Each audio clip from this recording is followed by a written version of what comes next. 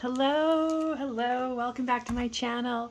I'm here today to share about the Goddess Tarot. This is the one that I picked up last summer, secondhand.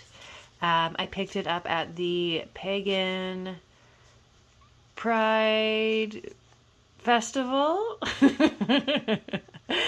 I believe it was $10. This is a beautiful deck, a classic tarot deck. So we'll walk through this one today. Thank you so much for tuning in. So I had heard about this deck before, and when I saw it on the table, I knew that I had to have it. This one looks like it probably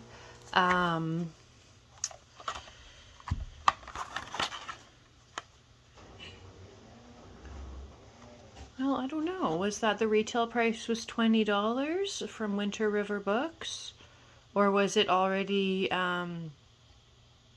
secondhand? I don't know. This one is one I think that may have made her way around, you know, from different readers, right? So we have a couple of extra cards here. This is what the back looks like. So it's a little bit square, but still, you know, still reasonably tarot shaped. It's got a little white book.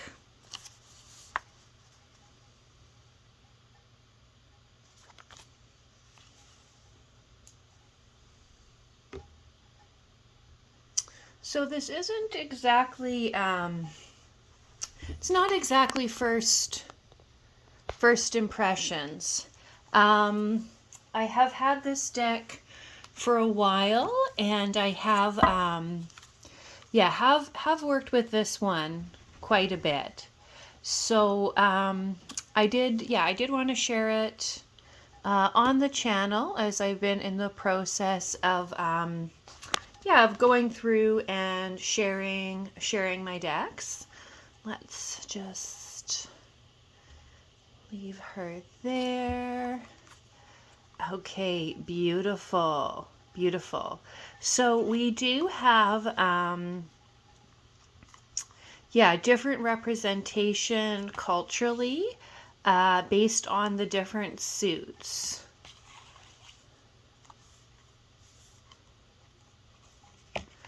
Okay, and in the major cards, we are talking about, you know, certain gods and goddesses being referenced.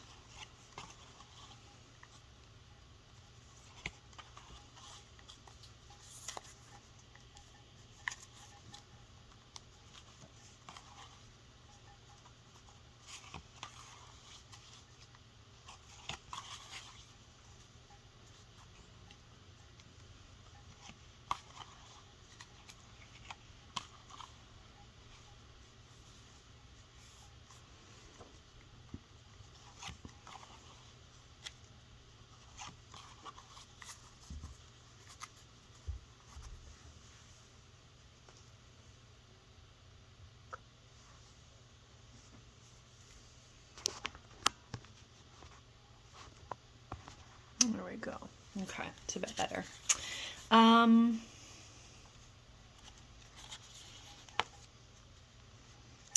me see here what it says.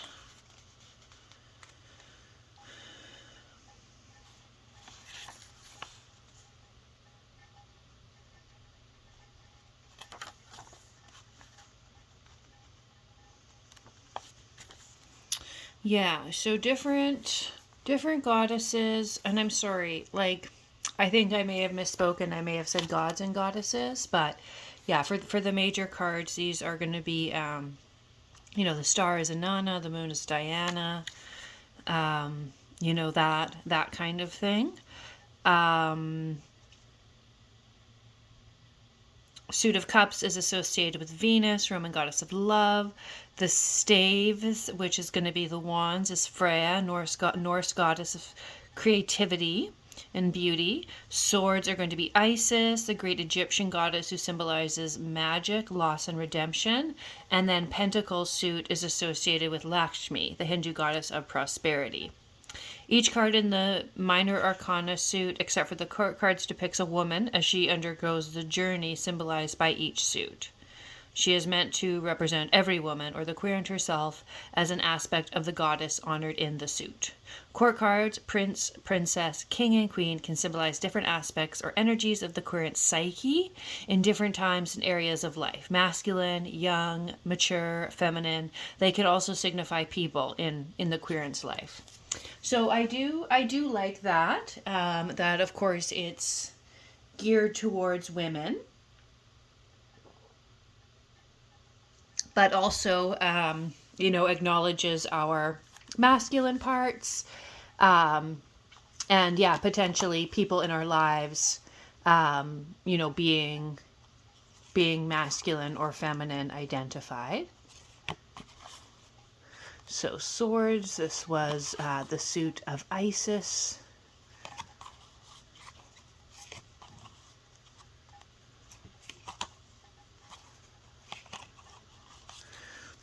So it's a little bit more square than I would love, to be honest, right? But it is at least, well, you know what? They are like oracle cards, aren't they? Oracle cards aren't usually completely square.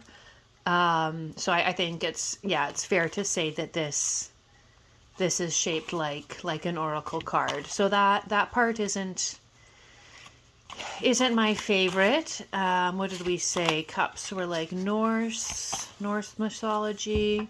Happy Family Rainbow card. Yeah, let's take a look here. I've got my new Ocean Dreams that I've been working with. So if we compare this, I mean, it is as square, if not more square than an oracle. So that is what it is. But hey, at least it comes in a tuck box. Which I love, and I love the idea of this one that I'm maybe not even the second owner, but that perhaps many people have read with this deck over the years.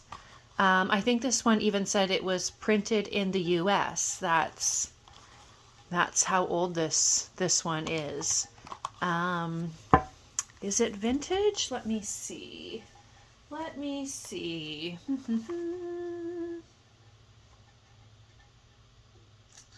Yeah, I mean, I think if I run the number, that might reveal a bit of where and when it came from. U.S. Game System, Stamford, Connecticut. Made in Italy. Made in Italy. So I don't want to complain about the cardstock. Booklet printed in Italy as well. Copyright 1997. Okay. So yeah, this one, I mean, 20 years old, it's vintage, right? I'm in 2014 now. So this deck is 17 years old, so it's not quite vintage when this edition was printed, but definitely getting there. So there's the Five of Cups, beautiful. I love this artwork. Again, same artist as it is author, which is my favorite. How it's cohesive. Really appreciate that. I mean, what's better than like collaborating with someone on a deck? Who's better than yourself to collaborate with, right? Okay. Two of Cups. Beautiful Ace of Cups. So I worked with this one a lot in the summer when I got it.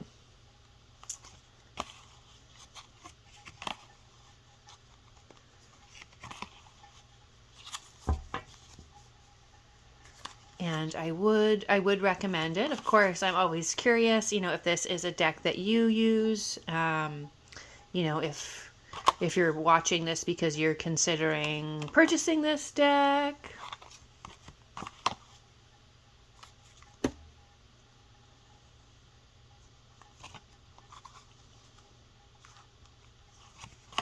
But the Goddess Tarot is, is a beautiful, beautiful classic option.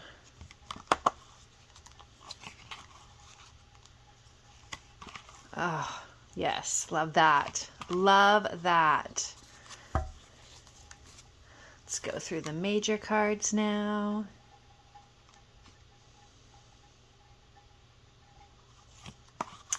It could be borderless. Love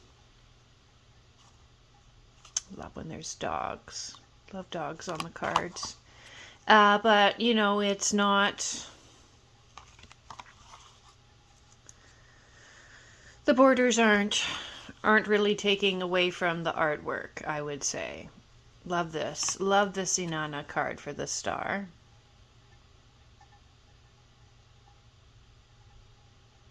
Beautiful.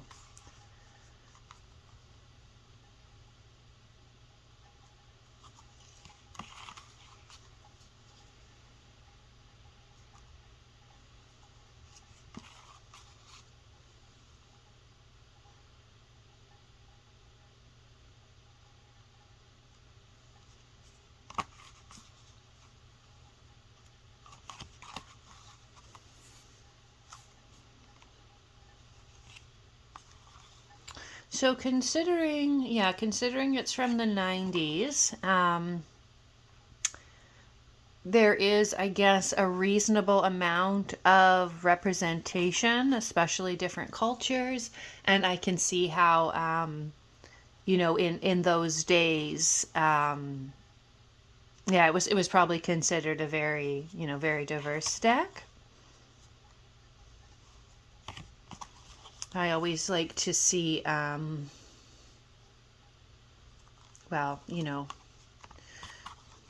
more experienced or mature people represented as well, in addition to non-white people.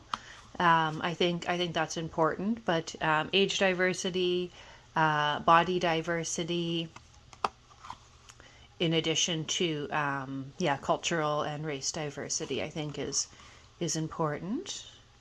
The Magician is Isis. Yes. Yes. So thank you. Thank you so much for tuning in with me today. I hope that you enjoyed this video. I loved sharing this deck with you, the Goddess Tarot. This one is by Kris Waldherr. And I purchased this secondhand this last summer at the Pagan Pride Festival. Thank you so much for tuning in. Have a great day. See you soon. Bye.